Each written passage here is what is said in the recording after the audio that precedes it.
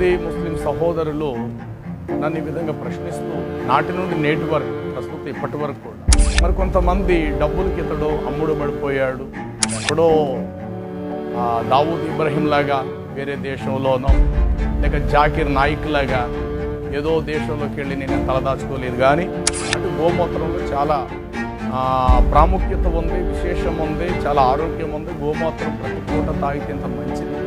ఇంచుమించు అలాంటి మాటే దాదాపు 1400 సంవత్సరాలు నాటి మాట. అంటే ముహమ్మదును ఎవరైతే ముస్లిములు ప్రవక్త అని అంటున్నారో ఆ ముహమ్మదు చెప్పిన మాట ఏంటంటే ఒంటె మూత్రం త్రాగితే మీకు రోగాలు పోతాయని చెప్పి తన బోధలలో తెలియపరిచారు.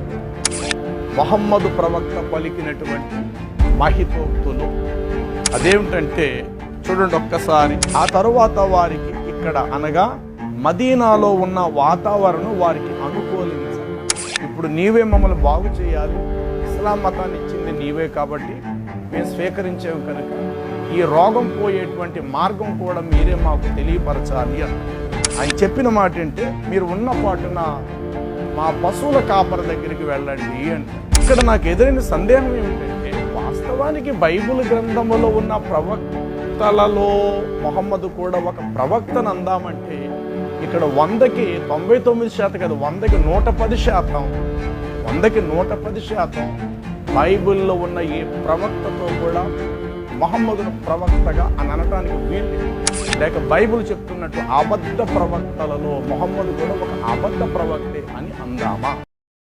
ప్రపంచ పరిశుద్ధ క్రైస్తవులైనటువంటి వారికి సత్యాన్వేషణ కార్యక్రమంలో ఉంటున్నటువంటి సత్యాన్ని ఇంకా వెతుకుచున్నటువంటి ప్రపంచ ముస్లిం సహోదరులకు ప్రభువును రక్షకుడైనటువంటి యేసుక్రీస్తు ప్రభువారి యొక్క పరిశుద్ధమైన నామం పేరిట ఇరువురికి శుభములు కలుగునుగాక. ప్రపంచ క్రైస్తవులకు పరిశుద్ధ బైబిల్ గ్రంథం ఎట్లానో ప్రపంచ ముస్లిములకు ఖురాను గ్రంథము వారికి ఒక దైవ గ్రంథముగా వారు విశ్వసిస్తారు.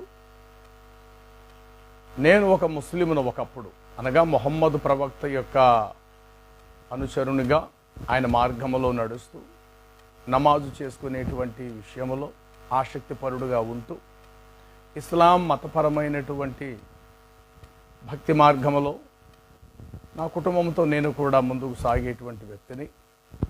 ప్రభుని నేను తెలుసుకొని యేసు ప్రభుని దాదాపు 34 సంవత్సరాలు కావచ్చింది. నా స్వంత రక్షకునిగా ప్రభుని నేను అంగీకరించి చాలామంది ముస్లిం సహోదరులు నన్ను ఈ విధంగా ప్రశ్నిస్తూ నాటి నుండి నేటి వరకు ప్రస్తుతం ఇప్పటి వరకు కూడా ఒకప్పుడైతే ద్వేషభావంతో మాట్లాడేవారు, ఇప్పుడైతే కొంత సానుకూలంగా ప్రేమతో మక్బూల్ భాయ్ మీరు కూడా మరలా ఇస్లామును స్వీకరిస్తే బాగుంటుంది, మన ఇస్లాం మతాన్ని వదిలేసి వెళ్ళిపోయారు కదా, మరలా మీరు మునుపటిలాగే మన ఇస్లాం మతంలో ఉంటే బాగుంటుందనేటువంటి ఉద్దేశానికి చాలామంది ముస్లిం సహోదరులు నన్ను అడగటం జరుగుతూ వస్తుంది.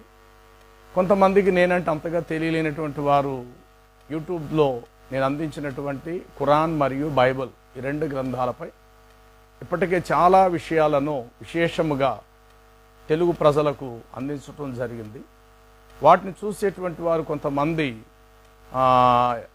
మంచిగానే వారి యొక్క తమ స్పందన తెలియపరుస్తూ కొన్ని విషయాలు మాకు వాస్తవాలు తెలిసింది పాస్టర్ గారు మక్బూల్ గారు అనేవారు కొంతమంది ఉన్నారు.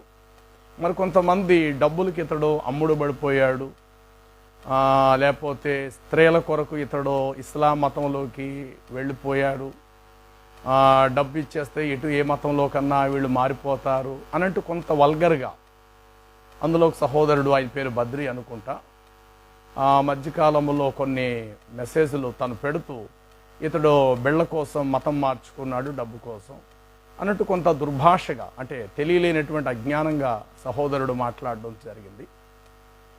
అయితే ఇటు వారికి నేను చెప్పే విషయం ఒకటే, నేను ఎక్కడో దావూద్ ఇబ్రహీం లాగా వేరే దేశంలోనో లేక జాకిర్ నాయిక్ లాగా ఏదో దేశంలోకి వెళ్ళి నేను తలదాచుకోలేదు. కానీ తెలుగు ప్రదేశము ఆంధ్రప్రదేశ్ తూర్పుగోదావరి జిల్లా రాజమండ్రి మహాపట్టణములో నేను ఉంటున్నాను. మరి ముఖ్యంగా నేనున్నటువంటి ఇంటికి నా కుడి ప్రక్క, నా ఎడం ప్రక్క కూడా ఇద్దరు కూడా ముస్లింలే. ఆ ప్రక్క ముస్లిమ్స్ వర్గం వారు ఉన్నారు, కుడి ప్రక్క ఎడం ప్రక్క కూడా ముస్లింల వర్గం వారు ఉన్నారు. వారు తెల్లారితే నమాజులు చేసుకుంటారు, ఇస్తమాలకు వెళ్తుంటారు. వారు నా ఇంటి ప్రక్కనే ఉన్నారు. వారికి నాకు ఒకే గోడ, గోడ అవతల వారు ఉన్నారు, గోడ యువతల నేనున్నాను. అయితే నేను ఎక్కడో పరాయి ప్రాంతంలో నేనేమి లేను. నాతో ఏమైనా మాట్లాడాలంటే నేరుగా నా అడ్రస్ ప్రకారంగా కూడా రావచ్చు. ముందుగా నేను మీకు ఫోన్ నెంబర్ కూడా నేను తెలియపరుస్తాను. 9440339263. ఇది నా ఫోన్ నెంబర్. దాదాపు 25 ఏళ్ళ పైనుండి ఇదే నెంబర్ నేను వాడుతున్నాను. మరలా చెప్తున్నా, 9440339263. ఇది నా ఫోన్ నెంబర్. ఏమైనా మాట్లాడాలంటే డైరెక్ట్గా మాట్లాడచ్చు, లేదా ప్రేమతో నన్ను కలుసుకోవాలనుకుంటే సంతోషంగా ఇంటికి వచ్చి వాస్తవాలను అడిగి తెలుసుకోవచ్చు. కానీ ఇతడేదో డబ్బు కోసం మారిపోయాడు అని చెప్పేసేసి ఆ భిన్నంగా మాట్లాడవలసిన అవసరత లేదు. ఎందుకంటే నేను ఏది మాట్లాడినా లేఖనాలను ఆధారంగా చేసుకొని మాట్లాడడం జరుగుతుంది. ఈ దినకాలం ఒక అంశం ఏమిటంటే, ఈ హిందూ దేశంలో హిందూ మత పిచ్చున్నటువంటి వారు గోవుకు చాలా ప్రాముఖ్యతనిస్తారు, అనగా ఆవుకి. ఈ ఆవుకు ప్రాముఖ్యత ఇవ్వటంలో తప్పు లేదు, ఎందుకంటే అది పాలిస్తుంది కాబట్టి. ఒకవేళ తల్లి చనిపోయినా, పాలిచ్చే తల్లి చనిపోయినా, ఆ స్థానములో ఆవు ఒక తల్లి స్థానములో ఆ స్థానాన్ని భర్తీ చేసి పాలు ఇవ్వటం వల్ల పిల్లలు బ్రతుకుతారు. అంతవరకు మంచిదే. కొంతమంది దాని మీద మరీ అధికంగా ఇష్టపడిన వారు దాని మాంసాన్ని కూడా ఆహారంగా భుజించేవారు కూడా, ప్రపంచం మొత్తం మీద కూడా గోవుని వధించుకొని తినేవారు కూడా చాలామంది ఉన్నారు. అదే సమయంలో ఈ భారతదేశం లేక ఈ హిందూ దేశంలో గోవు మీద మరింత మతపిచ్చి కలిగినటువంటి వారు గోమూత్రాన్ని, అంటే ఆవు విసర్జించేటువంటి మూత్రాన్ని ఒక అమృతముగా భావించి సకల రోగాలకు అది నివారణ, గోమూత్రము తాగితే చాలా ఆరోగ్యం కలుగుతుంది అనేటువంటి వదంతి ఈ హిందూ దేశంలో లేవనెత్తబడి ఇప్పటికే చాలా చోట్ల, ముఖ్యంగా పతాంజలి ఆయుర్వేద సంబంధించిన ఔషధాలకు సంబంధించినటువంటి వాటిలో పతాంజలి ఆ యొక్క సంస్థ వారు గోమూత్రంతో చాలా పదార్థాలను అందులో కలపటం అనేటువంటిది వారు వ్యక్తిగతంగా తెలియపరుస్తూ వచ్చారు. అంటే గోమూత్రంలో చాలా ప్రాముఖ్యత ఉంది, విశేషం ఉంది, చాలా ఆరోగ్యం ఉంది, గోమూత్రం ప్రతి పూట తాగితే ఇంత మంచిది అని ఈ హిందూ దేశంలో చెప్పేవారు చాలామంది ఉన్నారు. అయితే ఈ దినకాలం నేను చెప్పేటువంటి అంశం ఏమిటంటే, హిందువులు ఏ రీతిగా గోమూత్రం తాగితే ఆరోగ్యం మంచిది అని ఇక్కడ వాళ్ళు మత పిచ్చి పట్టి మాట అంటున్నారో, ఇంచుమించు అలాంటి మాటే దాదాపు 1400 సంవత్సరాలు నాటి మాట. అంటే మొహమ్మదును ఎవరైతే ముస్లిములు ప్రవక్త అని అంటున్నారో ఆ మొహమ్మదు చెప్పిన మాట ఏమిటంటే, ఒంటె మూత్రం త్రాగితే మీకు రోగాలు పోతాయని చెప్పి తన బోధలలో తెలియపరిచారు. నన్ను చాలామంది, మీరు ఎందుకు మీ ఇస్లామును వదిలేశారంటే, ఊరికే ఇస్లామును వదిలేలా. ఇస్లాంలో ఉండవలసిన రక్షణ ఏదో అది నాకు దొరకలేదు. ఇస్లాంలో ఉండకూడనిది ఏదో ఆ భిన్నత్వం అనేటువంటిది ఇస్లాంలో నాకు కనబడింది గ్రంథాలను పరిశోధన చేయక. కాబట్టి ఇస్లాం మతాన్ని నేను ఎందుకు విడిచిపెట్టేశానంటే ఊరకే కాదు, బైబిల్లో ఉన్నంత జీవమే గనుక ఇస్లాం మతంలో ఉంటే నేను దానిని ఎందుకు వదిలేయాలి? అది కూడా సన్మార్గము చూపించే, నిత్య జీవానికి వెళ్ళే మార్గమే చూపించేదైతే ఇస్లాం మతాన్ని నేను ఎందుకు వదిలేయాలి? నేనే కాదు, ఈనాడు కోట్ల కొలది పుట్టుకతో ముస్లింలైన వారు ఇస్లాం మతాన్ని విడిచి మహమ్మద్ బోధలను విడిచిపెట్టేసి బైబిల్ గ్రంథాన్ని విశ్వసించి యేసు ప్రభు వారి పవిత్రమైన దివ్య మార్గములు నడిచే ముస్లిం కన్వర్టెడ్ క్రిస్టియన్స్ అనబడిన వారు ప్రపంచం మొత్తం మీద కోట్ల కొలది ఉన్నారు. వారిలో నేను ఒకని. అయితే యేసు ప్రభు వారి బోధలు లాంటి బోధే గనుక మహమ్మద్ యొక్క బోధించిన బోధలో ఉంటే మహమ్మద్ని అంగీకరించవచ్చు. కానీ మహమ్మద్ వారి యొక్క బోధ ఎలా ఉంటుంది అని అంటే, లేక ఎలా ఉన్నది అని అంటే, మహమ్మద్ ప్రవక్త పలికినటువంటి మహితోక్తులు. ఈ గ్రంథములో మహమ్మదు తనతో పాటు ఉండేటువంటి తన అనుచరులతో ఇస్లాం మతాన్ని స్వీకరించినటువంటి కొందరితో మొహమ్మదు చెప్తున్న మాటలేమిటో ఇప్పుడు నేను మీ ముందుకు ఈ వాస్తవాలను చూపించడానికి నేను ఇష్టపడుతూ ఉన్నాను. అదేమిటంటే చూడండి ఒక్కసారి వాల్యూమ్ 1 మొదటి భాగం. ఇందులో విషయం ఏమిటంటే ఒక దినాన ఒక 80 వ్యక్తులు మొహమ్మదు దగ్గరికి మక్కా ప్రాంతానికి రావటం జరుగుతుంది. అప్పటికి మొహమ్మదు వారు మక్కా ప్రాంతము నుండి మదీనా ప్రాంతానికి వలసగా వెళ్ళిపోవటం జరుగుతుంది. వారు వచ్చింది మదీనా ప్రాంతానికి వచ్చారు. వచ్చి ఇస్లాం మతాన్ని 80 కూడా స్వీకరించారు. వారి తెగేంటో కూడా నేను తెలియపరుస్తాను. హజరత్ అన్సన్ బిన్ మాలిక్ రజీ కథనం ప్రకారం ఉకల్ అనే తెగకు చెందిన 8 మంది వ్యక్తులు దైవ ప్రవక్త సల్లాం దగ్గరకు వచ్చి ఇస్లామును స్వీకరించారు. ఉకల్ అనేటువంటి తెగకు చెందిన ఒక 80 వ్యక్తులు మొహమ్మదు యొద్దకు వచ్చి మొహమ్మదు బోధలను విని ఇస్లాం మతాన్ని వారు స్వీకరించారు. అయితే ఆ తరువాత వారికి ఇక్కడ అనగా మదీనాలో ఉన్న వాతావరణం వారికి అనుకూలించక, అంటే మదీనా పట్టణంలో ఉన్నటువంటి వాతావరణం ఆ 80 అనుకూలించలేని కారణం చేత 80 కూడా ఇస్లాం మతాన్ని స్వీకరించిన తర్వాత వ్యాధిగ్రస్తులైపోయారు. 80 తెగుళ్ళు వచ్చేసాయి. ఏ జబ్బులో మొత్తం మీద రోగాలు మొత్తం మీద వారికి వచ్చాయి. ఆ 80 కూడా వచ్చి మహమ్మద్తో విన్నవించుకున్నారు. ఓ మహమ్మదు, ఇదిగో ఇస్లాం మతాన్ని మేము విశ్వసించాము. అతి తక్కువ టైంలోనే మా శరీరాలకు భయంకరమైన రోగాలు 80లో 7 కాక 80 సరిగ్గా 80 కూడా మాకు తెగుళ్ళు వచ్చేసేసాయి. ఇప్పుడు నీవే మమ్మల్ని బాగు చేయాలి. ఇస్లాం మతాన్ని ఇచ్చింది నీవే కాబట్టి మేము స్వీకరించాము కనుక ఈ రోగం పోయేటువంటి మార్గం కూడా మీరే మాకు తెలియపరచాలి అన్నారు. అప్పుడు మొహమ్మదు వారి మీద చేతులుంచి ప్రార్థన చేయటం వంటిది కానీ, లేక మీరు విశ్వాసం ఉంచండి అల్లా మిమ్మల్ని స్వస్థత పరుస్తారు అని కానీ, లేదా ఏదో ఒక చెట్టు వేరులో చెట్టు ఆకులో వాటి ఔషధ రూపములో మార్చి ఆ రోగానికి నివారణ కలిగేటట్టు ఏ మందు మాకు వేయటం లాంటిది కానీ ఏది చేయలా. కానీ ఆ రోగపీడితులు అడిగారు, మహమ్మదు ఇస్లాం మతాన్ని స్వీకరించాము, అతి తక్కువ టైంలోనే మా 80 ఎందుకు రోగస్తులం అయిపోయామో, ఈ రోగము నుండి కూడా మమ్మల్ని మహానుభావ మీరు విడిపించాలి అంటారు. అప్పుడు మహమ్మదు ప్రార్థన చేయలేదు, లేక వారిని అల్లా మీద విశ్వాసం ఉంచితే అల్లా మిమ్మల్ని స్వస్థత పరుస్తారు అని కూడా చెప్పనూ లేదు. ఆయన చెప్పిన మాట ఏంటే, మీరు ఉన్న పాటున మా పశువుల కాపర దగ్గరికి వెళ్ళండి అంటాడు. మాకు కొన్ని పశువులు ఉన్నాయి అనగా ఒంటెల దగ్గరికి మీరు వెళితే మంచిది అంటాడు. అప్పుడు వీళ్ళు అంటారు, అయ్యా ఒంటెల దగ్గరికి వెళ్ళి మమ్మల్ని ఏం చేయమంటారు మహానుభావా అంటారు. అప్పుడు ఆయన అంటాడు, ఒంటె విసర్జించేటువంటి మూత్రాన్ని మీరు తాగితే మీకు రోగం పోతుంది అన్నాడు. ఆ మాటలు ఇక్కడ క్లియర్గా చెప్పబడ్డాయి. ఒంటె మూత్రాన్ని మీరు త్రాగిన ఎడల మీరు ఆరోగ్యం పొందుకుంటారు అని చెప్పడం జరుగుతుంది. అంతట వారు ఉన్నపాటున బయలుదేరి మొహమ్మద్కి ఏ ప్లేసులో అయితే కొన్ని ఒంటెలు అనగా పశువులు ఉన్నాయో ఆ పశువులు అనే ఆ ఒంటెల యొద్దకు వెళ్ళి ఆ ఒంటెలు పోసేటువంటి మూత్రాన్ని వారు త్రాగటం అనేటువంటిది జరుగుతుంది. ఈ మాటలు క్లియర్ ఇక్కడ రాయబడ్డాయి.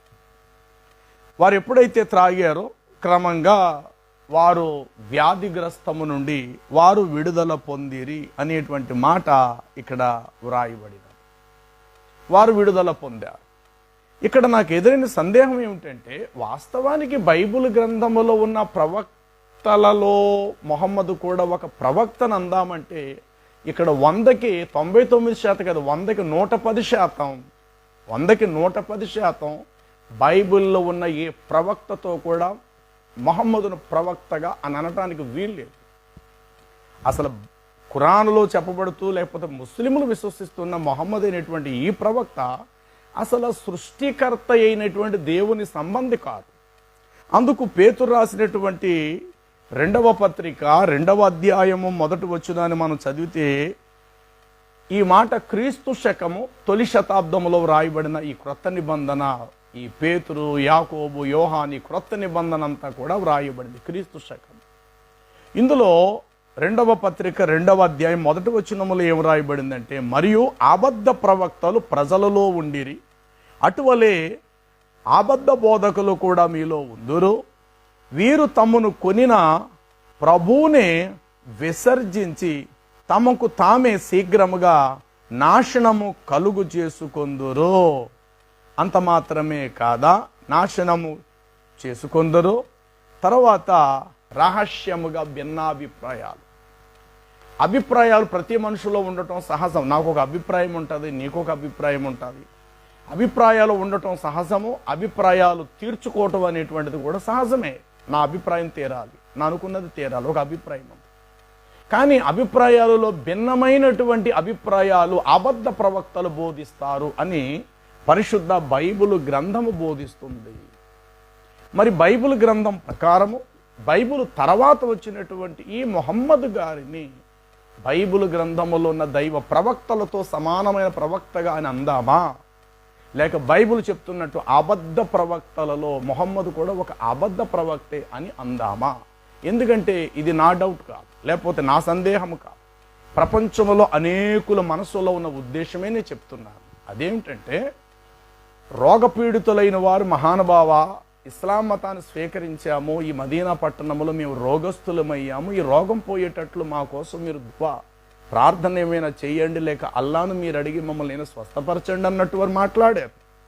అందుకు మహమ్మదు ఆ 80 రోగులైనటువంటి వారికి కనీసం ప్రార్థన చేయటం అనేది కానీ, లేక వారికి ఏమైనా ఆకులంటూ చెట్ల వేర్లంటూ తెచ్చి రసాయనం వారి శరీరాల మీద వారి కడుపులో పోయటం లాంటి ఇవేమీ చేయలేదు. కానీ మీరు మా పశువుల యొద్దకు వెళ్ళి ఒంటె మూత్రాన్ని తాగండి అన్నారు. దీనిని ఒక దైవ ప్రవక్తగా మనం భావిద్దామండి. విగ్రహారాధనతో నిండిపోయిన ఈ హిందూ దేశంలో ఆవు మూత్రం త్రాగితే, అనగా గోమూత్రం తాగితే మీకు ఆరోగ్యం అని సృష్టికర్తను ఎరగని వారు, విగ్రహములే దేవుళ్ళని నమ్మేటువంటి అజ్ఞానులు ఇట్టి మాటలు వీరు చెప్తుంటుండగా, మరి మొహమ్మద్ సృష్టికర్త అయినటువంటి దేవుణ్ణే ఎరిగిన వాడైతే ఒంటె పోసిన మూత్రం తాగమని చెప్పడు కదండి. ఒంటె పోసినటువంటి ఆ మూత్రాన్ని తాగితే మీకు రోగం పోతుందన్న మాట నిజదైవ ప్రవక్త చెప్పరు కదండి. బైబిల్లో ఎంతోమంది మహాప్రవక్తలు ఉన్నారు, ఆదాం మొదలుకొని యేసుక్రీస్తు వారి వరకు. మరి ఏ ప్రవక్తలు కూడా ఎప్పుడు ఏ కాలమందు ఈ మాట చెప్పలేదే. ఏమని? మీకు జబ్బు వస్తే మీరు ఒక ఒంటె మూత్రం త్రాగండి, ఆవు మూత్రం త్రాగండి, పలానా త్రాగండి అని చెప్పి ఎక్కడ కూడా వారు చెప్పిన దాఖలైతే ఎక్కడ లేవు కదా. యేసు ప్రభు వారి దగ్గరకు 10 మంది కుష్ఠరోగులు వచ్చారు ఒక సందర్భంలో. 10 మంది ఆ రోజుల్లో కుష్ఠరోగులు పాళెంకి వెలుపలే ఉండాలి. వారు ఒకవేళ రోడ్డు మీద కనబడితే రాళ్లతో కూడా కొట్టి చంపేస్తారు. అంటే మనుషులు కంటికి కనబడకూడదు ఆ వ్యాధిగ్రస్తులు. కానీ ఒకానా టైంలో యేసు ప్రభు వారి దగ్గరికి బాగుపడాలన్న ఆశతో వచ్చారు. 10 మంది కుష్ఠరోగులు వచ్చారు. యేసుక్రీస్తు ప్రభువారు ఒకే మాట చెప్పారు, మీ విశ్వాసం మిమ్మల్ని స్వస్థత పరుచునో మీరు వెళ్ళుడి అన్నారు. ఆ మాట ప్రభు స్వయంగా చెప్పారు. మీ విశ్వాసం మిమ్మల్ని స్వస్థత పరుస్తుంది, మీరు సమాధానముగా వెళ్ళుడి అన్నారు. అంతటా వారు వెళ్ళుచుంటుండగా త్రోవ మధ్యలోనే సరిగ్గా 10 మందికి 10 మంది కుష్ఠరోగులు సంపూర్ణమైన ఆరోగ్యవంతులుగా మార్పు చెందారు. ఈ మాట లూకా సువార్తలో ఖచ్చితంగా వ్రాయబడింది. అలాగా ఆ 10 మందినే కాదుగాక అనేకులైనటువంటి గుడ్డివారిని, కుంటివారిని, అలాగే చాంద్ర రోగం గల వారిని, ఊచకాలు చేతులు గల వారిని, ఇంకా చెప్పాలంటే రక్తస్రావం కలిగిన వారిని, పక్షవాయువు కలిగినటువంటి వారిని, చివరకు చనిపోయినటువంటి వారిని సహితం మహారక్షకుడైన జీవాధిపతి అయిన సర్వశక్తి కలిగిన యేసు ప్రభు వారు తన మాట చేత వారిని పవిత్రపరిచి వారిని ఆరోగ్యవంతులుగా తీర్చిదిద్ది మృతులైన వారిని మాట చేత సజీవులుగా బ్రతికించిన సందర్భాలు యేసుక్రీస్తు ప్రభు వారి జీవితంలో ఉన్నవి. ఈ యేసు ప్రభు వారు ఎవరంటే పరలోకము నుండి ఈ లోకానికి వచ్చిన నరవతారిగా వచ్చిన లోకరక్షకుడు. ఒకవేళ ఇప్పుడు యేసుక్రీస్తు ప్రభు వారి వంటి వాడే ఒకవేళ మహమ్మదు ప్రవక్త కూడా అయ్యుంటే గనుక ఇప్పుడు యేసు ప్రభు వారు ఏం బోధించారు, యేసు ప్రభు వారు ఏం చెప్పారు, అంత యేసుక్రీస్తుకు పూర్వం ప్రవక్తలు కూడా ఏమైతే ఆదేశించారో అవే మాటలు మొహమ్మద్ కూడా చెప్పి తీరాలి కదా. కానీ మొహమ్మద్ అలా చెప్పలా. రోగులైన వారికి సింపుల్ వైద్యం ఏంటంటే ఆయన చెప్పింది, ఒంటె పోసిన మూత్రం త్రాగితే మీకు ఆరోగ్యం వచ్చేస్తుందని చెప్పారు. అంటే దేవుడంటే తెలియలేని బహు విగ్రహారాధనతో నిండిన ఈ హిందూ దేశంలో గోమూత్రం తాగితే సకల రోగాలు పోతాయనేటువంటి ఉద్దేశం ఇక్కడ హిందూ ప్రజల్లో ఎలాగైతే ఉన్నదో, సౌదీ అరేబియా ప్రాంతంలో పుట్టిన మొహమ్మద్ ప్రవక్త కూడా బహుశా ఈ హిందూ దేశంలో ఉన్నటువంటి మతాచారాలను చూసి, ఎందుకంటే భారతదేశంలో గోవులకు ప్రాముఖ్యత ఉంది, గోవులు విస్తారంగా ఉంటాయి. మరి మొహమ్మద్ పుట్టినటువంటి ఎడారి ప్రాంతం కాబట్టి ఒంటెలు చాలా విస్తారంగా ఉంటాయనేది మనకి తెలిసిన విషయం. ఎందుకంటే ఎడారి వాడలు అంటారు, ఎడారిలో ప్రయాణం చేసే వాహనాలు లేకపోతే జంతువులు విస్తారంగా ఏముంటాయంటే ఒంటెలు అని చెప్తాం.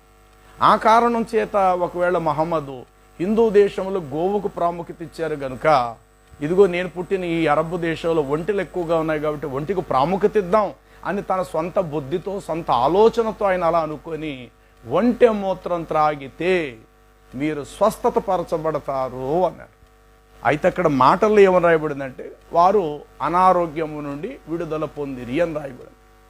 తర్వాత విషయం ఏంటంటే ఆ యనమండుగురు కూడా ఏ పశువులు అంటే మహమ్మద్ వారి యొక్క పశువులను కాచే కాపరిగా ఉన్నాడో ఒక పని మనుషుడు, కొద్ది రోజులైన తర్వాత ఆ పని మనుషుడిని చంపేశారు. ఆ పశువులు అంటే మొహమ్మద్కు సంబంధించిన పశువుల కాపరిని చంపేసి ఆయన దగ్గర ఉన్న ఒంటెలన్నిటిని కూడా లాక్కుంటూ వెళ్ళిపోయారు. ఈ విషయం ఆ తర్వాత మెల్లిగా మొహమ్మద్కు తెలిసింది. ఒంటెలను దొంగిలించాలనే దుర్బుద్ధి వారికి ఎలా పుట్టిందండి? ఇస్లాం ఒక పవిత్రమైన మార్గం, పరలోకానికి తీసుకెళ్ళిపోయే మార్గం, మనిషి జీవిత నడవడికని ఒక సన్మార్గంలో నడిచే మార్గమే గనుక ఇస్లాం మతం అయితే గనుక, మరి ఆ యనమండుగురు ఇస్లాం మతాన్ని ఆల్రెడీ స్వీకరించారని రాయబడింది. మరి ఇస్లాం మతం స్వీకరించినటువంటి వీరిలో దొంగ బుద్ధి ఎలా పుట్టిందండి? యనమండుగురు కూడా ఖచ్చితంగా ఆ ఒంటెలను దోచుకొని వెళ్ళిపోయారు.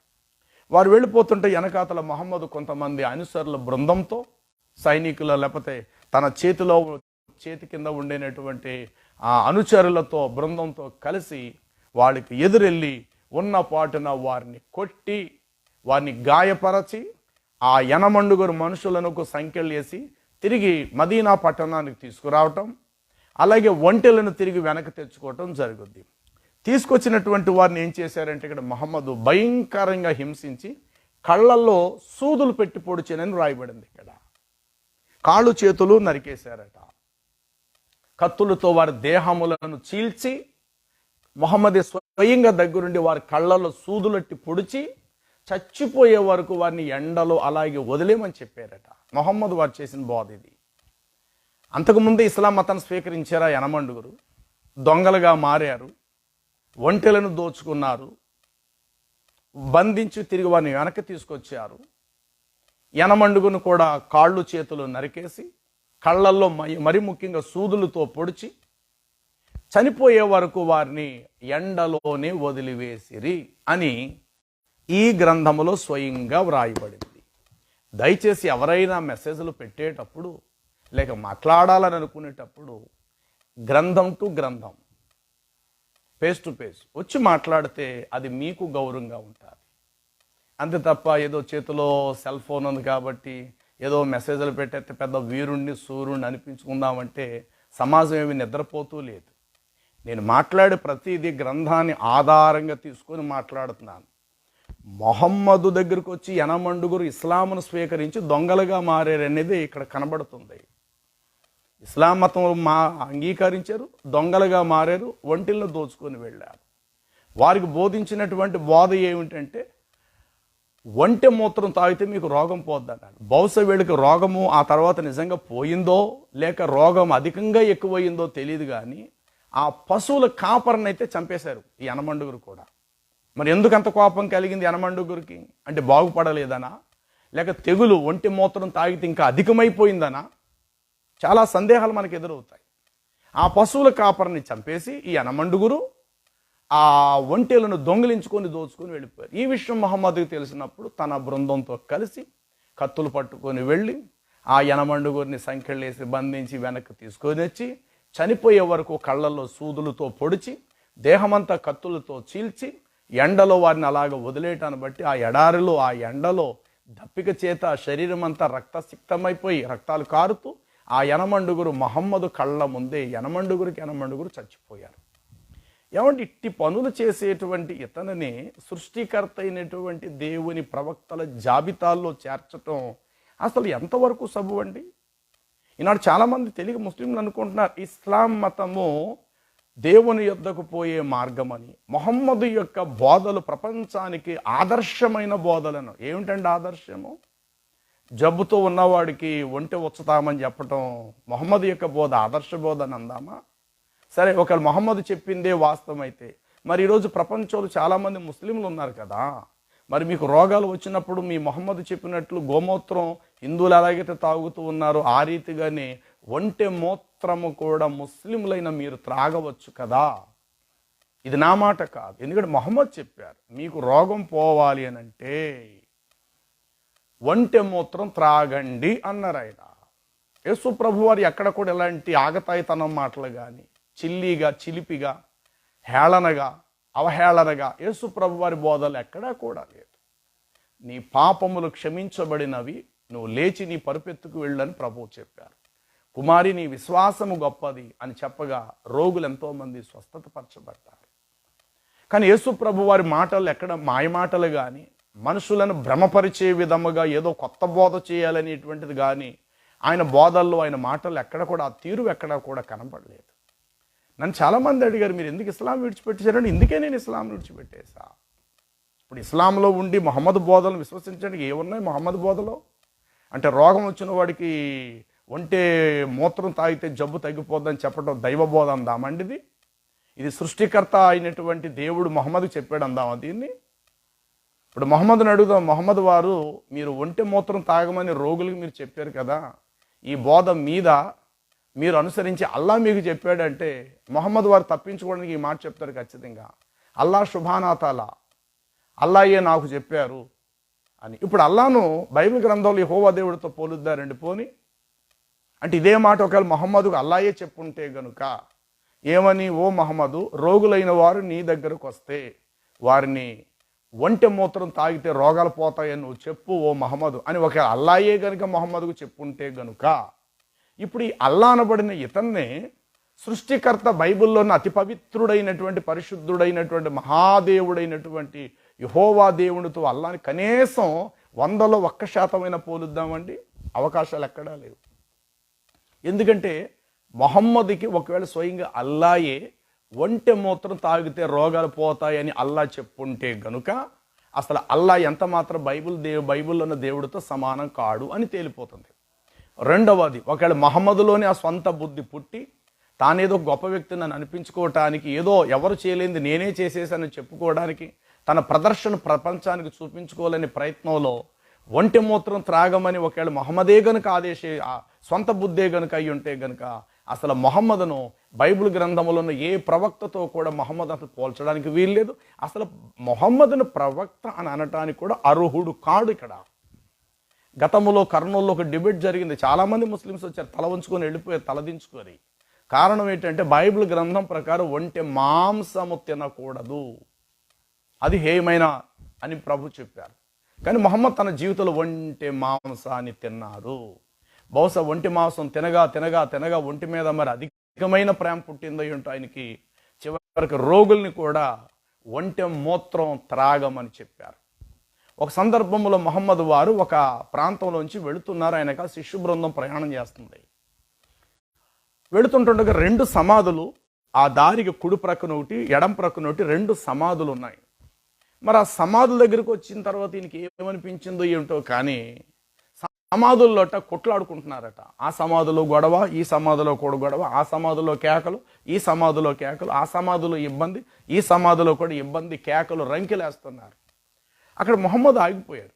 ఆగిపోయిన తర్వాత శిష్యులు అడిగారు, ఏం స్వామి మీరు ఇక్కడ ఆగిపోయారంటే ఇక్కడ ఏం జరుగుతుంది ఏంటంటే, ఈ సమాధిలో గొడవ అవుతుంది, ఆ సమాధిలో కూడా గొడవ అవుతుంది అన్నాడు. అవునా, మాకైతే ఏమి వినిపించట్లేదు మహాన్ ప్రభు అనంటే, లేదు లేదు నేను దైవ ప్రవక్తను కాబట్టి నాకు వినబడుతున్నాయి, ఇందులో కూడా చాలా ఇబ్బంది పడుతున్నాడు, ఇందులో ఉన్న శవం కూడా లేకపోతే ఈ సచిన్ వాడు ఈడు కూడా ఇబ్బంది పడుతున్నాడు, వీళ్ళిద్దరికీ నరక యాతన కలుగుతుంది ఇక్కడ అన్నట. అప్పుడు శిష్యులు అడిగారు, అయ్యా అలా కలగటానికి కారణం ఏమిటో చెప్తారా అని. అప్పుడు ఆయన అంటాడు, ఇది కుడి ప్రక్కన ఉండేటువంటి సమాధిలో ఉన్నవాడు తాను బ్రతికిన దినములన్నిటిలో కూడా మూత్రం పోసుకునేటప్పుడు తన అంగమును కడుక్కునేవాడు కాడు. అతడి ఆ యొక్క అంగము నుండి వచ్చేటువంటి మూత్రం తన ఒంటికి తన బట్టకు అంటుకునేది. ఆ కారణం చేత వీడు నరకానికి వెళ్ళిపోయాడు. అంటే మూత్రం విసర్జించేటప్పుడు ప్రపంచ ముస్లింలు కనీసం నీళ్లతో కడుక్కుంటారు. నీళ్ళ లేకపోతే ఆకుతో, పేపర్తో, లేకపోతే చిన్న ఇటికి బెడ్డతోనన్నా ఆ తడి ఉండకూడదని తుడుచుకుంటారు. ఏమండి ఇప్పుడు ఆ మూత్రం ఆల్రెడీ మన కడుపులో లేదండి, మన కడుపులో నుండే కదా అది బయటకు వచ్చేది. అది అంటుకున్నంత మాత్రం, శరీరానికి అంటుకున్నంత మాత్రం వాడు నరకానికి వెళ్ళిపోవటమే. రెండో వాడి సంగతి అడిగారు, మరి వీడెందుకు నరకవాసుడయ్యాడు, ఎందుకు సమాధిలో వాడు ఇబ్బంది పడుతున్నాడు అని అంటే, బ్రతికినంత కాలం వాడు కొండెములు చెప్పుచూ తిరుగులాడుతూ వచ్చాడు. అందుకని నరకయాతని సమాధిలో వీడు పొందుతున్నాడు. వీడు మూత్రం శరీరానికి అంటుకున్నందుకు వీడు నరకయాతన అనుభవిస్తున్నాడు ఈ సమాధిలో ఉండని ఈ ఇద్దరు సమాధుల్లో ఉన్న వారి కోసం మహమ్మదు తన శిష్యు బృందానికి చెప్పారు. తన మూత్రమే తనకు అంటుకుంటేనే నరకానికి పోయాడని చెప్పిన ఈ మహమ్మదు ఒంటె మూత్రాన్ని డైరెక్టర్ త్రాగేమని ఇంకెలా చెప్తాడండి? దాన్ని బట్టి ఇప్పుడు మహమ్మదుని ఏమనుకుందాం? తన మూత్రమే తనకు అంటుకుంటేనే నరకానికి పోయాడట వీడు. ఒంటె మూత్రము తాగితే మీకు ఆరోగ్యం కలుగుద్దని చెప్పేట ఈ మాటను బట్టి అసలు మహమ్మదుని ఏమనుకుందాం? కనీసం ఒక మనిషికి ఉన్న ఆలోచన, వివేకము, తెలివిలో కొంతైనా ఆయనకు ఉందని అందామా? ఆలోచన చేయండి. ఎందుకంటే ఇది నా మాటలు కాదు. ఒకవేళ మీరేమైనా ఒకవేళ కామెంట్స్ రూపంలో మెసేజ్లో ఏమైనా పెట్టాలంటే పెట్టండి, కాకపోతే నాకు ఆధారం చూపించండి. అక్కడ ఆయన అలా చెప్పలేదని కానీ, ఆ గ్రంథం మీ చేతుల్లో ఉన్న గ్రంథం ముస్లింల గ్రంథం కానే కాదని కానీ, ఇది ఎవరో బుద్ధిపూర్వకంగా తప్పులు రాసేశారు అని కానీ, అసలు మహమ్మద్ వారి జీవితంలో అలాంటి మాటలు ఎక్కడ అనలేదు, మీరు చదివిన దాంట్లో అక్కడ అలా లేదని కానీ మీరు ఈ గ్రంథం చదవండి. ఎందుకంటే మహితోక్తులు వాల్యూమ్ 1 మహాప్రవక్త మహితోక్తులు ఈ పుస్తకం. కాబట్టి ఇందులో ఉన్న మాటలు నేను చెప్తున్న పేజీ నెంబర్ చెప్తున్నాను, 384 రాసుకోండి. 384 అంటే పుస్తకం చివరి భాగానికి వచ్చేసాను. ఇంకా ఇదంతా చదివి చదివి చదివి చదివి ఇక 2-3 పేపర్లు ఉన్నట్టున్నాయి చివర్లు అనమాట. ఆఖరిలో ఉన్న విషయాలు ఇవి. రోగముతో ఉన్న యనమండుగురిని ఒంటె మూత్రం తాగితే మీకు స్వస్థత కలుగుద్దని. మరి స్వస్థత నిజంగా కలిగితే పశువుల కాపరిని ఆ యనమండుగురు ఎంతో గణపరచాలి కదయ్యా, ఆ మూత్రం మాకు అందించారు, మేము బాగుపడ్డామని. కానీ అక్కడ అలా జరగల. ఆ తర్వాత ఆ మూత్రాన్ని ఇచ్చిన పశువులు అంటే ఒంటెలను కాస్తూ ఉన్నటువంటి ఆ కాపరిని వీళ్ళు చంపేశారు. ఒంటెలను కూడా ఈడ్చుకుని తీసుకెళ్ళిపోయారు లాక్కొని. ఈ విషయం మహమ్మదు తెలిసి మరి అప్పుడు ఇస్లాం మతం స్వీకరించారు. ఇంతలో మరి కలిగి దొంగ బుద్ధి ఎలా పుట్టిందండి? మరి ఇస్లాం పవిత్రమైనప్పుడు ఇంకా దొంగతనాలు అనేవి మానుకోవాలి, చెడుతనం అనేది మానుకోవాలా. మతాన్ని స్వీకరించారు, పవిత్రమైన మతం అయితే కనుక ఉన్న దొంగతనం అలవాట్లని వదులుకోవాలి. ఇస్లాం మతాన్ని స్వీకరించడంతో మరికి అప్పటి వరకు దొంగలో మంచోలో మనకు తెల్లదు, కానీ దొంగ బుద్ధి మాత్రం వీళ్ళల్లో పుట్టిందనేది ఇక్కడ వచనాలు ఇక్కడ ఉన్న మాటలను బట్టి నాకు అర్థమవుతుంది. ఆ యనమండుగురు పశువుల కాపరిని చంపేసి అంటే నరహత్య చేశారు. 2 పశువులను దొంగిలించి వెళ్ళారు. బైబిల్ చెప్తుంది, నీ పొరుగువాణి ఎద్దైనా గొర్రైనా మేకైనా ఏది కూడా నీ పొరుగువాణిది ఏది ఆశించవద్దు అని సృష్టికర్త అయిన దేవుడు పరిశుద్ధ బైబిల్లో నిర్గమకాండం 20వ అధ్యాయంలో చెప్పారు.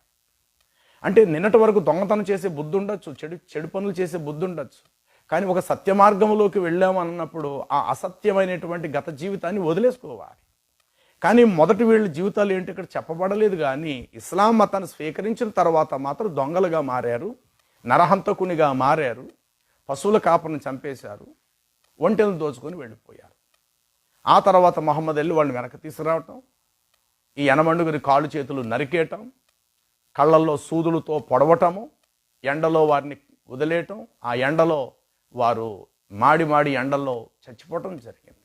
ఇది మహమ్మద్ వారి యొక్క జీవిత చరిత్రలో ఆయన బోధించిన బోధ, ఆయన చేసినటువంటి క్రియలు అన్నమాట. మరి ఇప్పుడు దీనిని బట్టి మహమ్మదును ఎలా దైవ ప్రవక్త అందాం? ఇప్పుడు అందులో మహమ్మదును అనుసరిస్తూ ఎందుకు అందులో మడవాలి, ఏముంది ఆయన దగ్గర? ఆయన చేతులారా చంపేశాడు. సరే, వాళ్ళు చేసింది ఏదో తప్పైతే అవ్వండచ్చు, క్షమించాలి కదా. నీ సహోదరుడు నీ ఎడల తప్పిదం చేస్తే ఎన్నిసార్లు క్షమించాలన్నప్పుడు 77 ఏళ్ళు మార్లు క్షమించాలని బైబిల్లో ప్రభువైన యేసుక్రీస్తు వారు చెప్పారు. మరి మహమ్మదుల క్షమాపణ ఎందుకు లేదండి? సరే, వాళ్ళేదో దోచుకెళ్ళారు, సరే దొరికారు, పడి ఉంటారు కదా, అయ్యా మమ్మల్ని కొట్టద్దు తిట్టద్దు, ఇది తెలియక మేము ఎలా పనిచేసాడు, వదిలేయచ్చు కదా. కానీ ఎనమండుగురిని చంపేశాడు మహమ్మదు. దీనిని బట్టే నాకు అర్థమైన విషయం, అసలు మహమ్మదు బైబిల్లో ఉన్న ప్రవక్త వంటి వాడు కాడు. అందుకు ఆ ప్రవక్తను వదిలేయటం జరిగింది. ఆ ప్రవక్త తీసుకొచ్చిన ఇస్లాం మతాన్ని వదిలేయటం జరిగింది. ఆ మహమ్మదు బోధించిన బోధలు ఏ ఒక్కదానిని కూడా అంగీకరించడానికి మనస్సు లేదు. రెండవది ఏంటంటే, మహమ్మదు తన ఒక గొప్ప ప్రవక్తని చెప్పుకోవటానికి తన సొంత బోధల్లో ఏ ఒక్కదాన్ని బట్టి మహమ్మదు గొప్ప ప్రవక్త అని చెప్పడానికి అవకాశాలు లేవు. మహమ్మద్ ఏదైనా చెప్తే పూర్వ ప్రవక్తలను ఎత్తుకొని మాట్లాడతాడు. హజరత్ ఈసా అలైహి వసల్లం, యేసుక్రీస్తు వారు ఇలా చేశారు, ఇబ్రాహీం ఇలాగ అన్నారు, మూసా ప్రవక్త గారు ఇలా అన్నారని ఎవరెవరినో ఎత్తుకుంటూ మాట్లాడడం జరిగింది. వాళ్ళను బట్టి మహమ్మద్ అలాగ అంచులంచులుగా హైలైట్ అయ్యారే తప్ప మహమ్మద్ యొక్క సొంత బోధలు ఇది చాలా పవిత్రంగా ఉంది, ఈ మాట మహమ్మద్ పలికినటువంటి ఈ మాట ప్రపంచానికి చాలా ఆదర్శంగా ఉందని చెప్పడానికి మహమ్మద్ బోధలు ఏదీ లేదు.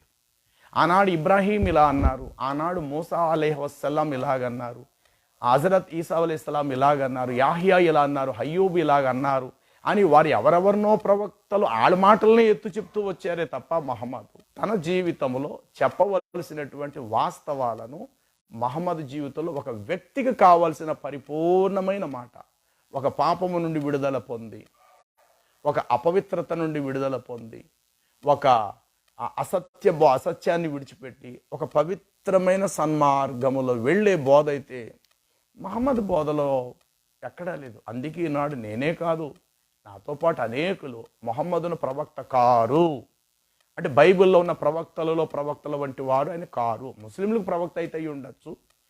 ఆ బైబిల్లో ఉన్న ప్రవక్తల యొక్క దైవిక చరిత్ర అంటే ఏంటో తెలియలేనటువంటి వారు మహమ్మదును ప్రవక్తగా యాక్సెప్ట్ చేయొచ్చు, అంగీకరించచ్చేమో తప్ప బైబిల్ గ్రంథములో ఉన్న దైవ ప్రవక్తల యొక్క వాస్తవాలను ఎరిగిన ఏ ఒక్కరు కూడా మహమ్మదును దైవ ప్రవక్త అనంటే సృష్టికర్త క్షమించునుగాక, కనీసం మహమ్మదును దైవ ప్రవక్త అనటానికి ఏ క్రైస్తవులు ఒప్పుకోరు. ఎందుకంటే ఆయన జీవితాన్ని చూస్తే గనుక ప్రవక్తకు ఉండేటువంటి లక్షణాలు అయితే మహమ్మద్ వారిలో ఎక్కడ లేవు. ఆ కారణం చేతే నేనే కాదు, మళ్ళీ ఎవరైనా ఒకవేళ నన్ను అడిగితే కనుక ఇదే సమాధానం. మీరు ఎందుకు ఇస్లాంను వదిలేసండి? ఏముందని ఇస్లాంలో?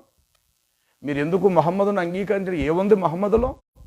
రోగం వచ్చిన వాడికి ఒంటి మూత్రం తాగితే జబ్బు పోద్దని చెప్తాడా?